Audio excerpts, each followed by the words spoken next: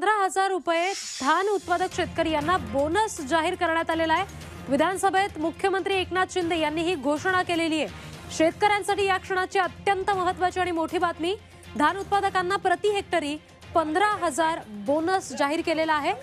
मुख्यमंत्री एकनाथ शिंदेंनी विधानसभेत बोलताना ही घोषणा केलेली आहे। निश्चित शेतकऱ्यांसाठी प्रचंड दिलासादायक बातमी म्हणावी लागेल। 5 लाख शेतकऱ्यांना याचा लाभ होणार आहे। थेट खात्यामध्ये पैसे जमा होणार आहेत शेतकऱ्यांच्या, त्यामुळे ती एक विशेष बाब असेल। धान उत्पादकांना हा बोनस जाहीर करण्यात आलाय। प्रति हेक्टरी 15,000 रुपये धान उत्पादक शेतकऱ्यांना बोनस जाहीर झालेला आहे।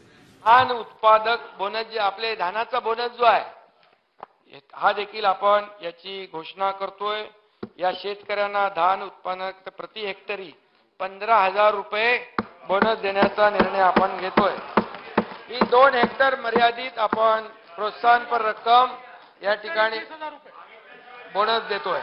धान उत्पादक शेतकऱ्यांसाठी महत्त्वाची बातमी, धान उत्पादक शेतकऱ्यांना प्रति हेक्टरी 15,000चा बोनस जाहीर करण्यात आलाय। मुख्यमंत्री एकनाथ शिंदे यांनी विधानसभेमध्ये ही घोषणा केली आहे। 5 लाखांपेक्षा जास्त शेतकऱ्यांना याचा फायदा होणार असल्याची माहिती मुख्यमंत्री एकनाथ शिंदे यांनी विधानसभेमध्ये बोलताना दिली आहे। शेतकऱ्यांसाठी एक मोठी बातमी आहे। महाराष्ट्रातील सर्व शेतकऱ्यांसाठी आज एक खूप मोठा दिवस आहे। अखेर शेतकऱ्यांना कर्जमाफीची घोषणा केली आहे। राज्यातील शेतकऱ्यांना 2 लाखांपर्यंतची कर्जमाफी होणार असून विरोधकांनी 7/12 कोरा करण्याच्या आश्वासनाची आठवण करून देत विश्वासघाताचा आरोप केलाय। सरकारकडून कर्जमाफीची घोषणा, कोणालाही फॉर्म भरायची गरज नाही, कोणालाही स्वतःच्या पत्नीला घेऊन रांगेत जाऊन उभं राहायची गरज नाही। 2 लाखांपर्यंत सरसकट कर्जमाफी।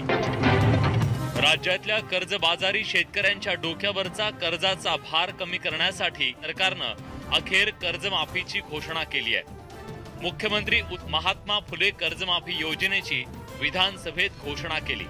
2 लाखांपर्यंतचं कर्ज माफ करताना शेतकऱ्यांची कर्जाबरोबर कागदपत्रांच्या ओझ्यातूनही मुक्तता करणार असल्याचं सरकारनं स्पष्ट केलंय। सरकारच्या महात्मा फुले कर्जमाफी योजनेनुसार 2 लाखांपर्यंतचं शेतकऱ्यांचं कर्ज माफ होईल।